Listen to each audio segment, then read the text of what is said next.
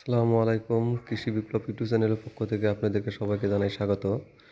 আজকে আমি দেখানোর চেষ্টা করব কিভাবে কাটিং থেকে আপনারা আঙ্গুরের চারা তৈরি করবেন। এর জন্য তো প্রয়োজন একটি সুস্থ সবল মাতৃ গাছ। এরকম একটি মাতৃ গাছ থেকে আপনারা ডাল সংগ্রহ করে নেবেন। ডাল নির্বাচনের ক্ষেত্রে অবশ্যই খয়েরি রং ধারণ করছে এমন ডাল সংগ্রহ করতে হবে এবং পেন্সিলের মতো মোটা এমন ডাল সংগ্রহ করতে হবে। ডাল সংগ্রহ করার পরে এরভাবে নিচে একটি গিট রেখে দিতে হবে এবং কি সর্বনিম্ন দুটি গিট রাখতে হবে। যদি ভালো গিট হয় তাহলে একটিও রাখতে পারেন। এভাবে নিচের অংশটুক যে অংশটুক মাটির নিচে থাকবে সেই অংশটুকু একটু চুকা করে কাটবেন, তাহলে বুঝতে পারবেন কোন অংশ মাটির নিচে রাখা লাগে আর কোন অংশ উপর দিক থাকবে। এটা জাস্ট শুধু বোঝার জন্যে এই কাজটি করতে হয়। যে আবার দেখাইতেছি, এরকম নিচের অংশটুকু এইভাবে বাঁকা করে কাটতে হয় এবং সর্বনিম্ন দুটি গিট বা তিনটি গিট রেখে উপরের অংশটুকু এইভাবে কেটে ফেলতে হবে। এইভাবে আপনারা আপনাদের পছন্দ মতো সুস্থ সবল ডাল সংগ্রহ করে কাটিংগুলো তৈরি করে নেবেন। কাটিং তৈরি করার পরেও আরও বেশ কিছু কাজ আছে। সেটা হলো, এই ডালগুলো এখন ঘুমন্ত অবস্থায় আছে, অনেক শুকনো শক্ত হয়ে আছে। এই ডালগুলোকে অবশ্যই পানিতে ভিজিয়ে রাখতে হবে সর্বনিম্ন 30 মিনিট থেকে 2 ঘন্টা পর্যন্ত। তাহলে এই বাটগুলো নরম হয়ে যাবে এবং অতি সহজে এই বাটগুলো থেকে আপনার কুশি বের হবে এবং শিকড় বের হবে। আমি আবার দেখাচ্ছি কিভাবে ডালগুলো কাটবেন।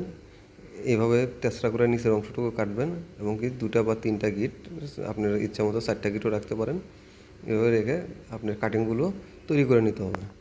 কাটিংগুলো রেডি হয়ে গেলে আপনারা এই হাইড্রোজেন পারঅক্সাইড এটা আপনারা পানিতে মিশিয়ে নিতে পারেন। এই হাইড্রোজেন পারঅক্সাইডের কাজ হলো গাছের ঘুমন্ত গাছগুলোকে জাগ্রত করে। এটা এই তরলটা ইউজ করলে আপনার বাটগুলো অতি সহজে আপনার ফুটে বের হয়। সেই ক্ষেত্রে আপনি 10 ml 1 লিটার পানিতে দিবেন, সাথে যে কোনো একটি ছত্রাকনাশক দিবেন, যেহেতু ডালগুলো কাটা আছে নিচে এবং উপরে 2 সাইডেই কাটা। এজন্য যাতে কোনো ছত্রাক বা কোনো ভাইরাস আক্রমণ না করে, এজন্য একটু ছত্রাকনাশক আপনারা মিশিয়ে নেবেন। তারপরে এই কাটিংগুলো এর ভিতরে ভিজিয়ে রাখবেন। কাটিংগুলো ভিজানো হয়ে গেলে এখন সেগুলো মাটিতে রোপণ করতে হবে। সেক্ষেত্রে আপনারা মাটি তৈরি করে নিতে পারেন জৈব সারের সাথে। সাধারণ মাটি মিক্সার করতে পারেন, শুধু বালিও ব্যবহার করতে পারেন। আমি আমার এই মিডিয়া তৈরি করছি ইটের গুঁড়া, জৈব সার, সাথে অল্প একটু মাটি। এইভাবে তৈরি করার মূল কারণ হচ্ছে যাতে মাটিতে সবসময় রস থাকে, শিকড় গজাতে যেন সহজ হয়, যে কারণে আমি এই ব্যবস্থা করছি। আপনারা আপনাদের মতো করে যেভাবে আপনাদের সুবিধা হয় মাটি তৈরি করে নিতে পারেন। আরেকটা জিনিস খেয়াল রাখতে হবে, কাটিংগুলোর গিট যেন অবশ্যই সর্বনিম্ন একটা গিট যেন মাটির নিচে যেন থাকে, যেখান থেকে শিকড় বের হবে। এটা অবশ্যই খেয়াল রাখতে হবে।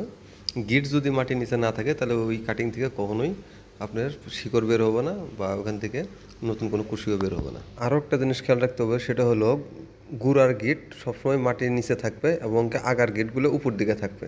যদি আগার গিট নিচে এবং মাটির নিচে এবং গুড়ার গিট উপরে থাকে তাহলে আপনার কাটিংটা নষ্ট হয়ে যাবে, এখান থেকে কোনো কুশি আসবে না। কাটিংগুলো প্রতিস্থাপন করা শেষ। এখন আমি ছত্রাকনাশক মিশ্রিত পানি গাছে কাটিংয়ের গোড়ায় দিয়ে দিছি, যাতে কোনো ছত্রাক নিচ থেকে আক্রমণ করতে না পারে।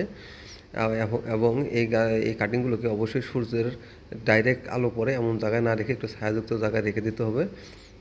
15 থেকে 20 দিন বা 1 মাসের মধ্যেই নতুন কুশি বের হবে। নতুন কুশি বের হওয়ার পরে এই ডালগুলোকে আলাদা আলাদাভাবে আবার নতুন করে পটিং করতে হবে। ধন্যবাদ সবাইকে ভিডিওটি দেখার জন্য।